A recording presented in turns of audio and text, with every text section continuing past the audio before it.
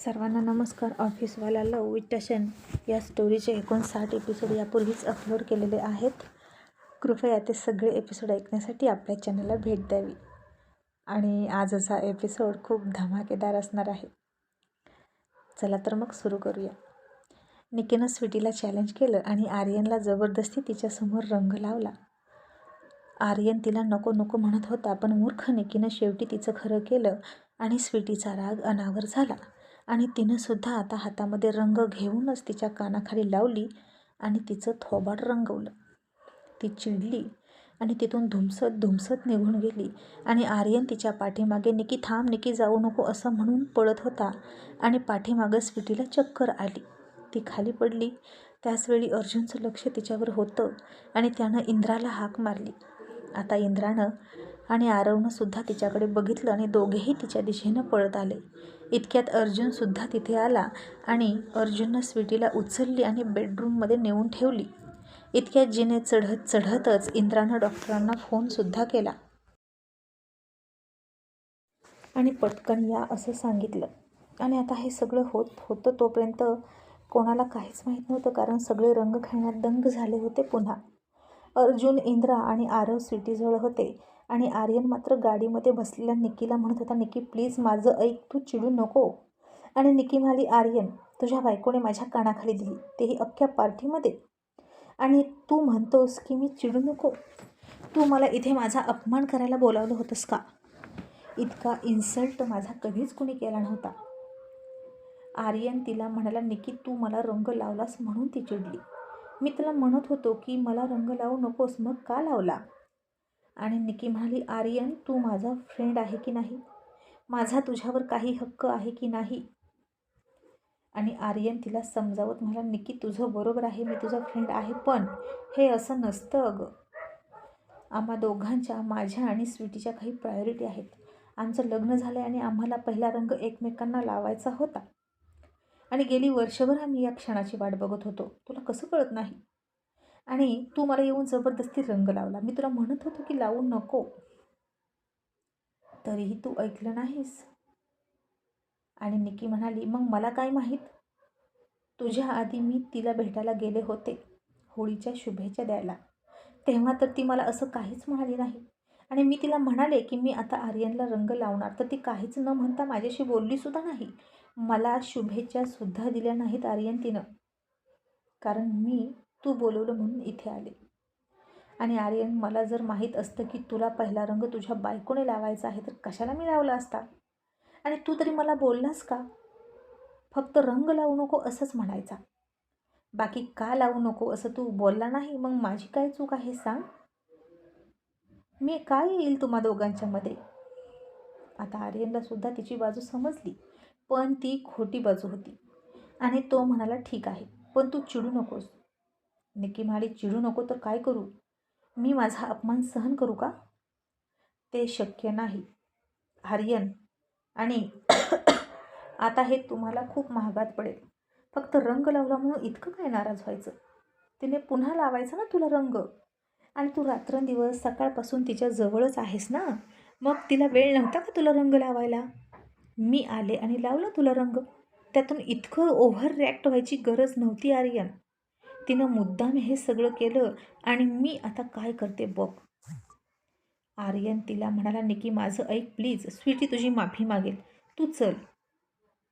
मग तर झालं ना तिने तुझी माफी मागितल्यावर? इतक्यात आर्यनला डॉक्टर येताना दिसले. त्यानं डॉक्टरांना बघितलं आणि म्हणाला, डॉक्टर तुम्ही इथे, काय झालं? डॉक्टर म्हणाले, मला फोन आला होता म्हणून मी आलोय. आर्यन म्हणाला, कोणी फोन केला आणि कोणासाठी? डॉक्टर म्हणाले, मला माहीत नाही, पण इथूनच फोन आला होता, देसाई मेन्शनमध्ये या असं सांगितलं आणि मी आलोय. आणि आता आर्यनने तो विषय सोडला आणि निकीला म्हणत होता की चल, स्वीटीला मी तुझी माफी मागायला लावतो हवं तर. आणि निकी आता त्या दोघांमध्ये आणखीन भांडण लावण्यासाठी म्हणाली, तिला माझी माफी मागावी तर लागेलच, पण मी म्हणेल तशी आणि मी म्हणेल तिथे. आणि आता मी नाही येऊ शकत पुन्हा इथेच, कारण सगळ्यांनी माझा अपमान होताना पाहिला आहे. आणि तू तुझ्या बायकोला कंट्रोलमध्ये ठेव असा कानमंत्र दिला आणि निकी निघून गेली. तिचं रंगवलेलं थोबाड चांगलंच पडलं होतं आणि खरंच तिच्या कानाखाली जोरात बसली होती. तिनं पुढे जाऊन पटकन तोंड धुतलं आणि तो रंग गेला, पण स्वीटीच्या हाताची निशाणी जशीच्या तशी उमटली होती तिच्या गालावर आणि का नाही उमटणार. शेरणीचा पंजा होता तो. सहजासहजी निकी ते विसरणार नव्हती आणि गालाला हात लावूनच म्हणाली, स्वीटी, मला वाटलं नव्हतं तू असं करशील. खूपच मोठी हिंमत केलीस तू आणि आता खऱ्या अर्थानं तुझ्यात आणि माझ्यात युद्ध पेटलं आणि त्या आगीत तू आणि तुझा संसार सुख जळून राख झालं नाही तर माझं नाव लावणार नाही मी. आणि आता इकडे डॉक्टर आले. त्यांनी स्वीटीला चेक केलं. अर्जुन तिच्या डोक्यालाच बसला होता आणि तिच्या डोक्यावर हात ठेवून बसला होता. रिया तिथं आली आणि घाबरून म्हणाली, दादा, अरे काय झालं हिला? अर्जुननं तिला शांततेत हात वर करून शांत बसायला सांगितलं. इंद्रा आणि आरवला म्हणला, तुम्ही दोघे खाली जा, नाही तर लोकांना उगीच वाटेल की काय झाले. आणि आय होप ही फक्त चक्कर असेल. तुम्ही टेन्शन घेऊ नका. पार्टी आणि या पार्टीचा एन्जॉय सुरू राहू द्या. इंद्रा तरीही म्हणाला, डॅड मी थांबतो. अर्जुन म्हणाला, नको बेटा, जा तू. गरज लागली तर तुलाच हाक मारेन. मग इंद्रा आरव खाली गेले. आर्यन आता चिडून स्वीटीला शोधत होता. सिली गर्ल, काय गरज होती तिला असं वागायची? गेस्टसोबत कोणी असं वागतं का? तिला जर मला रंग लावायचा होता तर का नाही लावला लवकर येऊन? आणि लावला मला निकीने रंग तर काय बिघडलं यार? मी वॉश केलं असतं तोंड आणि पुन्हा तिला लावलं असतं की. ही मुलगी प्रत्येक गोष्ट इतकी प्रेस्टेजची का बनवते आणि माहीत नाही तिचा काय प्रॉब्लेम आहे निकीसोबत. असं म्हणून वैतागून तो इकडे तिकडे स्वीटीला शोधत होता. आणि आता तो आर्या मधूकडे गेला आणि म्हणाला, स्वीटी कुठे आहे प्रिन्सेस? आणि आरू म्हणाली, मला नाही माहीत. आणि फायनली तिनं तुला रंग लावला का? आणि लपून बसली का? आणि तू तिला रंग लावण्यासाठी शोधतोस ना? आणि दादा, ती तुला सापडत नसते. आणि आर्यन तिच्या नादी न लागता पुन्हा दुसरीकडे गेला. तन्वी आणि बाकीच्या लेडीज कोपऱ्यात होत्या, तिकडे गेला. तिथेही त्याला ती दिसली नाही आणि तिला चक्कर आली हे त्याला कळलंच नाही. स्वीटीजवळ आता अर्जुन, रिया होते. डॉक्टर नवीनच होते. इंद्राचे फॅमिली डॉक्टर होते. त्यांनी तिला चेक केलं आणि म्हणाले, तुम्ही यांचे कोण? आणि डॉक्टर अर्जुनला ओळखत नव्हते. कसे ओळखतील? बिझनेसशी त्यांचा काही संबंधच नव्हता. आणि अर्जुन म्हणाला, मी मामा आहे तिचा आणि ही तिची मम्मी. आणि डॉक्टर म्हणाले, मग मी ही न्यूज आधी मम्मीला सांगू की मामाला की तिच्या हजबंडला? अर्जुन म्हणाला, काय झालं डॉक्टर? आम्हा दोघांना सांगा. आणि डॉक्टर हसून म्हणाले, गुड न्यूज ही आहे की ती प्रेग्नेंट आहे. 2 महिने झालेले आहेत. आणि बॅड न्यूज ही आहे की तिची व्यवस्थित काळजी घेतली जात नाही. मान्य आहे की सुरुवातीला त्रास होतो, पण तिची नाडी चेक केल्यानंतर असं जाणवतं की कसलं तरी टेन्शन आहे. आणि या अवस्थेत फक्त खाल्लं पिल्लं पाहिजे, टेन्शन घेता कामा नये. आणि आता हे ऐकलं आणि अर्जुनचा आनंद गगनात मावेना. त्याच्या चेहऱ्यावरून त्याचा आनंद ओसंडून वाहत होता असं दिसत होतं. आणि अर्जुन डॉक्टरांच्या हातात हात देऊन म्हणाला, डॉक्टर थँक्यू सो मच. आणि तिची चांगलीच काळजी घेतली जाईल. आणि मी अर्जुन देसाई, ती माझी सून आहे. आणि आता नाव ऐकलं आणि डॉक्टर म्हणाले, अरे वा, म्हणजे तुम्ही अर्जुन देसाई मोठे बिझनेसमन आहात होय? सॉरी, मी ओळखलंच नाही तुम्हाला. आणि काळजी घ्या, मी काही गोळ्या दिल्यात विटॅमिनच्या, तेवढ्या तिला त्या काळजीचं काहीच कारण नाही. असं म्हणून डॉक्टर निघून गेले. आणि स्वीटी अजूनही बेशुद्ध होती. आणि अर्जुनने रियाला घट्ट मिठी मारली. रियासुद्धा खूप आनंदित झाली होती. आता दोघेही बहीण भाऊ आजी आजोबा होणार होते. आणि जेव्हा आर्यन तन्वीच्या पोटात होता तेव्हा ही बातमी पहिल्यांदा कुणाल आणि रियालाच कळली होती. हे सरफिरे देसाई बॉयज कधी बायकोजवळ नसतातच अशा महत्त्वाच्या क्षणी.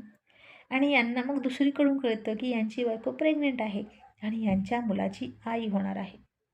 पण खरंच खूप मोठी न्यूज होती. आणि अर्जुनला काय करावं आणि काय नको हे कळत नव्हतं.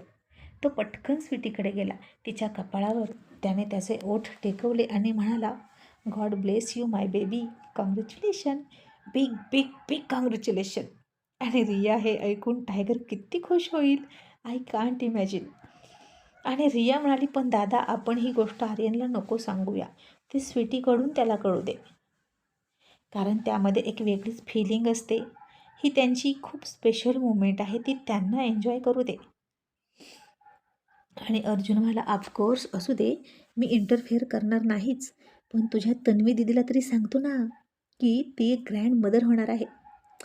अँड माय गॉड, तनू ना खूप खुश होईल. रिया म्हणाली, दादा सांग, पण मला असं वाटतं की आत्ता बाहेर पार्टी आहे, सगळ्यांनाच हे कळेल, दीदीला गुपचूप सांग. आणि 3 महिने तरी ही बातमी लपवून ठेवायची. आणि अर्जुन म्हणाला, ओके, पण तरीही Riya, I can't control my excitement, असं म्हणून तिला पुन्हा मिठी मारत होता. इतका आनंदित होता तो, कारण आता देसाई घराण्याचा वंश जन्माला येणार होता. आणि रिया म्हणाली, दादा तू खाली जा, मी थांबते तिच्याजवळ. आणि रिया स्वीटीच्या डोक्यावर हात ठेवून प्रेमानं कुरवाळत होती. आणि स्वीटी तशीच मागच्या काही दिवसांपासून टेन्स होती आणि तशाच सुकलेल्या चेहऱ्यानं झोपली होती. अर्जुन खाली गेला. अतुल खूप भांग पिलेला होता आणि नशेत तो म्हणाला, अर्जुन सर, चक्कर आली होती का स्वीटीला? मी पाहिलं पण आलोच नाही, काय झालं तिला? आता तो नशेत होता आणि अर्जुन म्हणाला, काही नाही, स्ट्रेसमुळे चक्कर आली. आता तो त्याला इथेच सांगणार नव्हता, जे काही असेल ते ऑफिसमध्ये सांगणार होता. आणि आता त्यानं तन्वीकडे बघितलं. ती इतर बायकांमध्ये होती आणि त्याला राहवतच नव्हतं. आणि तो तन्वीला कोपऱ्यात ये अशा खानापुना करायचा. आणि तन्वी त्याला तिथूनच डोळे मोठे करून म्हणायची, गप्प बस बदमाश कुठला, इतके गेस्ट आहेत आणि याला चावटपणा सुचतो. आणि ती येतच नव्हती. आणि बायकीच्या लेडीज बघायच्या अर्जुन सर आणि तन्वीच्या खाणाखुणा आणि हसायच्या. यांचं तर काय नेहमीचंच असतं म्हणून. मग आता आर्यन स्वीटीला शोधून शोधून थकला आणि ती गेली तरी कुठे म्हणून वैतागला. इतक्यात आरव त्याच्याकडे आला आणि मला, आर्यन स्वीटीला शोधत आहेस का? अरे तिला ना, असं म्हणेपर्यंत परी आली, मधू आली, आरू आली आणि आर्यनला पाठीमागूनच हॅपी होली म्हणून पूर्ण रंगानं भरवून टाकला.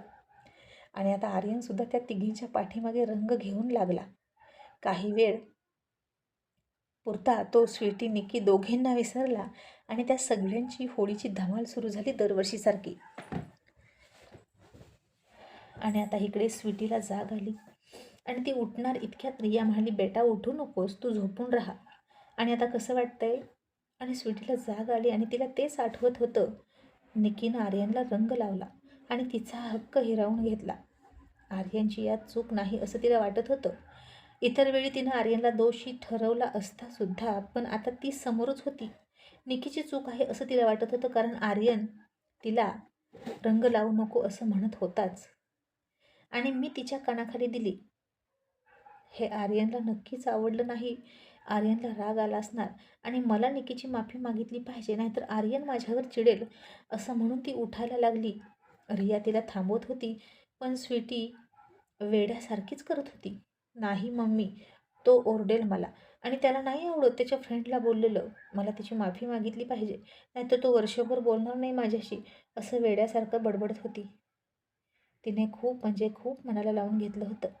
आर्यन तिच्यापासून दूर राहतोय ही गोष्ट ती नव्हती सहन करू शकत. त्याचं असं वागणं आणि त्याच्या मनाविरोधात काही करायलाच नको असं वाटत होतं तिला. इतकी गुंतली होती ती त्याच्यामध्ये मनानं. आणि आता ती तो नाराज राहू नये म्हणून काहीही करायला तयार होती. आणि आता बाहेर पार्टी संपली, सगळेच निघून गेले. रिया कुणाल मात्र थांबले. परीसुद्धा थांबली, कारण ऋषी तिला घ्यायला येणार होता आणि सगळेच हॉलमध्ये बसले होते. स्वीटी तिचं ऐकत नव्हती. रियानं तिला कशी तरी थांबवली. तिची भ्रमिष्ट अवस्था रियाला कळत होती. तन्वी रंग पुसण्यासाठी हॉलमध्ये सगळ्यांना बसवून बेडरूममध्ये गेली आणि अर्जुनला म्हणाली, काय बदमाशी सुरू होती तुझी? कशाला खाणाखुणा करत होता? आणि अर्जुनने तिला आरशासमोर घेऊन गेला आणि पाठीमागून मिठी मारली. आता तिच्या पोटावर हात ठेवला आणि हळूच म्हणाला, तनू बेबी. तन्वीला आता काहीच नाही कळलं आणि म्हणाली, काय? आणि अर्जुन म्हणाला, तनू बेबी. आणि तन्वी म्हणाली, आता पुढं बोलशील की तनू बेबी करशील? आणि अर्जुनने डोक्यावर हात मारला आणि म्हणाले, ओय बुडी दादी मा, बेबी. इतकं पण कळत नाही का गं, ग्रँड मदर झाली तरी? तसं तन्वीनं चकित होऊन त्याच्याकडे पाठीमागं ओढून बघितलं आणि म्हणाली, अर्जुन म्हणजे स्वीटी? Oh my God. आणि अर्जुन म्हणाला, येस येस येस, आणि तन्वीने तोंडावर हात ठेवला आणि तशीच बाहेर आली आणि पळतच स्वीटीकडे गेली. अर्जुनसुद्धा तिच्या मागे मागे गेला आणि तिथं जाऊन बघितलं तर स्वीटीची ती अवस्था. मम्मी आर्यन कुठे आहे? मम्मी आर्यन घर सोडून निघून जाईल, मला सोडून निघून जाईल. मम्मी मला जाऊ दे, मला तिची माफी मागू दे, तर आर्यन मला माफ करेल. तन्वीनं आता ते बघितलं आणि तिची अवस्था बघून तिला धक्काच बसला. आणि अशा अवस्थेत तिचं असं वागणं म्हणजे नक्कीच तिच्या जिव्हारी काहीतरी लागलं होतं हे तिनं लगेच ओळखलं. आणि ती पुढे गेली, स्वीटीला अडवत म्हणाली, काय झालं बेटा? तो कुठेही नाही जाणार. स्वीटी तरीही म्हणायची, आत्तू, आर्यन गेला का तिच्यासोबत? तो मला माफ करणार नाही, तो रुसेल माझ्यावर, मला तिची माफी मागू द्या, मला सोडा. त्यांचा गोंधळ ऐकून परीसुद्धा वर आली. तीही चकित झाली आणि तिला समजत नव्हतं की हे काय सुरू आहे. अर्जुनला मात्र माहीत होतं की तिनं कशाचा धसका घेतला आहे. आर्यनचं तिच्यापासून दूर राहणं तिला पसंत नव्हतं आणि तिला सहन होत नव्हतं, तेच तिला जास्त खटकत होतं. पण तो आता काहीच नाही बोलला. अजूनही अर्जुन टायगरचीच बाजू घेत होता, कारण त्याला दोन्ही बाजू सांभाळायच्या होत्या, आर्यनला सुद्धा आणि स्वीटीला सुद्धा. आणि आता बाहेर आरवला, इंद्राला बाय बाय करून आर्यन पुन्हा आत आला. अजूनही स्वीटी दिसली नाही. बहुतेक निकीच्या कानाखाली मारून ती आतमध्ये येऊन बसली असेल चिडून माझ्यावरच, आणि मीच तिला मनवावं असं तिला वाटत असेल, पण मी तिला बोलणारच नाही असं म्हणाला तो. अशीच रुसून बस म्हणावं, आय डोंट केअर असं म्हणून बेडरूममध्ये फ्रेश व्हायला गेला. आणि तिथं तो सगळा गोंधळ सुरू होता. आणि स्वीटीनं आता वेड्यासारखं आर्यनला बघून त्याच्या हातापायाच पडायला लागली. मला माफ कर, मी तिची माफी मागते, मी उगीच तिच्यावर हात उचलला. तू लाव, तू तिला रंग लाव, तिनं तुला रंग लावला ना, माझी काही हरकत नाही, पण प्लीज माझ्याशी बोल, माझ्यापासून दूर राहू नको. आणि आर्यनला आता वाटलं की हा काय नवीन ड्रामा आहे तिचा, उगीच माणसं गोळा करून सिंपती गोळा करते ही मुलगी. हिनं एक नंबरची नौटंकीबाज आहे. या सगळ्यांना एकत्र करून मला इमोशनल ब्लॅकमेल करते, दुसरं काही नाही. आणि आर्यन मला, स्वीटी आता बास झालं, हे सगळं करून तुला काय साध्य करायचं आहे? निकी तर चिडून गेली आता. आणि आता तिला काय करायचं तेच ती करेल. ती खूप चिडली आहे आणि माझं प्रोजेक्ट धोक्यात आहे फक्त तुझ्यामुळं. आणि स्वीटी म्हणाली, निकी गेली, चिडून गेली का? नाही आर्यन, तुझं प्रोजेक्ट धोक्यात येणार नाही, मी असं नाही होऊन देणार, मी तिच्या पाया पडते हवं तर. आता हे सगळं ऐकलं आणि तन्वी शॉक होऊन त्या निकीला चिलटासारखी किंमत देत म्हणाली, स्वीटी, तू का तिची माफी मागशील? असे 1000 प्रोजेक्ट कुर्बान तुझ्यावरून. सून आहेस तू आमची, कोणाची माफी मागायची गरज नाही तुला. आणि आर्यन म्हणाला, कम ऑन मॉम, हे माझं पहिलं प्रोजेक्ट आहे आणि स्वीटीला तिची माफी मागावीच लागेल. आणि आता अर्जुन मध्ये बोलला, आणि मला tiger, it's not possible. I think स्वीटीचं काहीच चुकलं नाही, तिचा तुझ्यावर हक्क होता आणि पहिला रंग तिनेच तुला लावायला हवा होता. आणि जिनं तिचा हक्क हिरावून घेतला तिला शिक्षा केली तिनं, तिचं काय चुकलं? आणि आता आर्यन अर्जुनला सुद्धा म्हणाला, डॅड, मग इतकं काय आभाळ कोसळलं? तिनंही मला लावायचा होता कलर, पण तीच पुढे येत नव्हती. आणि परी म्हणाली, चिकू, तिनं दुसऱ्या नंबरला तुला कलर लावायचा का? ती दुसरी स्त्री आहे का तुझ्या आयुष्यात? ती पहिली आहे, लक्षात ठेव, आणि तिनंच पहिला रंग तुला लावायचा. आणि आर्यन वैतागून म्हणाला, कम ऑन यार, तुमचं काय सुरू आहे? पहिली, दुसरी, तिसरी, माझ्या आयुष्यात फक्त तीच आहे आणि तिचं चुकतंय. तिनं निकीची माफी मागावी, दॅट्स इट. आणि कुणीच काही बोलणार. इतक्यात सगळ्यांनाच बाजूला सरकवलं आणि स्वीटी जिने उतरून पळत खाली निघाली निकीची माफी मागण्यासाठी. आणि आता निकी तिला कुठे सापडणार होती कुणास ठाऊक, पण भ्रमिष्ट झालेली स्वीटी वेड्यासारखी पळायला लागली. गेटच्या बाहेर सुद्धा गेली. तन्वी अर्जुनला खूप टेन्शन आलं. अशा अवस्थेत तिला काही झालं तर, ती पोटावर पडली तर? कुणाल आता स्वीटीच्या मागे पळाला. तन्वी आर्यनला म्हणाली, आर्यन तू जा, तिला पकड. आणि आर्यन म्हणाला, सॉरी मॉम, मला तिचा राग आला आहे, ती येईल परत तिचं नाटक संपल्यावर. आणि सगळेच थक्क झाले. त्याला स्वीटीची ही अवस्था एक नाटक वाटते हे ऐकून.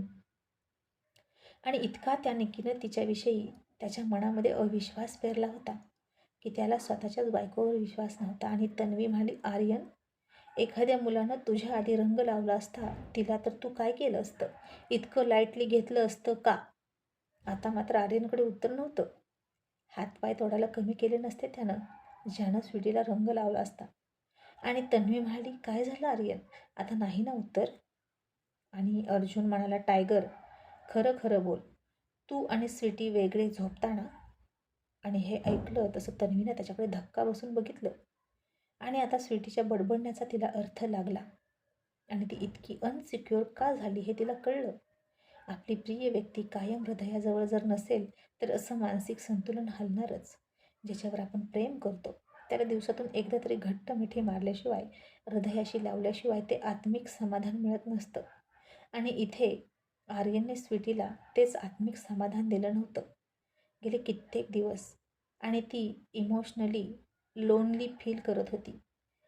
तिला अनसिक्युअर वाटायचं, असुरक्षित वाटायचं. समोर असून त्यानं तिला शिक्षा दिली होती स्वतःपासून दूर राहण्याची. त्यात कुणालाही सांगू नको असं म्हणून शपथ घातली आणि तिची सगळ्याच वाटा अडवून कोंडी केली. तिनंही कोणाला सांगितलं नाही. आर्यन आता खाली मान घालून उभा होता आणि स्वीटी रस्त्यावर इकडे पळत होती. कुणाल तिच्या मागे पळत होता. खूप वाहनं होती. स्वीटी थांबत नव्हती. निकीची गाडी शोधत पळत होती तिची माफी मागण्यासाठी. इतक्यात ऋषी तिकडून आला आणि ऋषीच्याच गाडीला ती आडवी आली. ऋषीनं पटकन ब्रेक दाबला. त्याला स्वीटी दिसली. त्यानं पटकन गाडी थांबवली, तिला पकडलं आणि काय झालं असं विचारलं. आणि ती म्हणाली, ऋषी निकीला थांबव, मला तिची माफी मागायची आहे. इतक्यात कुणालसुद्धा आला. दोघंही तिला समजावून गाडीत घालून घरी आणत होते. आणि कुणाल म्हणाला, थँक्स ऋषी, तू आलास, नाही तर काय झालं असतं कुणास ठाऊक.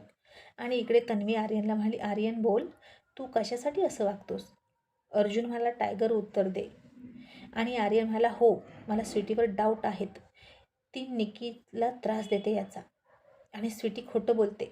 आणि आत्तासुद्धा मॉम ती नाटक करते. येईल ती परत, नका काळजी करू तिची, नौटंकी बाज, असं आर्यन म्हणाला. आणि तन्वीनं आता तिच्या हातातलं ब्रेसलेट मागं सरकवलं आणि त्याला काही काळाच्या आत खाडकन त्याच्या कानाखाली लावून दिली. तसं आर्यननं तिच्याकडे चकित होऊन बघितलं. अविश्वासाने म्हणाला, मॉम, तू मला मारलं. तशी तन्वीनं दुसरी कानाखाली लावली. आर्यनचे डोळे आता पाण्यानं भरले, कारण आयुष्यात पहिल्यांदा तिनं त्याच्यावर हात उचलला केवळ स्वीटीमुळे. म्हणून तो आणखीन चिडून गाल पकडून डोळ्यात पाणी आणत म्हणाला, मॉम, तू स्वीटीमुळे मला मारतेस? आणि तन्वीनं आता आणखीन तिसरी कानाखाली ओढली. आणि आता सगळेच थक्क झाले. आणि आता तन्वीनं चौथी, पाचवीसुद्धा कानाखाली ओढली. कारण एकदा मारून तन्वी मॅडम थांबत नव्हत्या. त्या त्यांचा कोटा पूर्ण करूनच घ्यायच्या. समोरच्याच्या डोक्यातल्या झिंझिण्या आणि डोक्यात गेलेली हवा उतरेपर्यंत ती थांबत नव्हती. आणि तन्वीनं आता आणखीन एकदा तिचं पुढं आलेलं ब्रेसलेट मागं सरकवलं. आणि आर्यन घाबरला.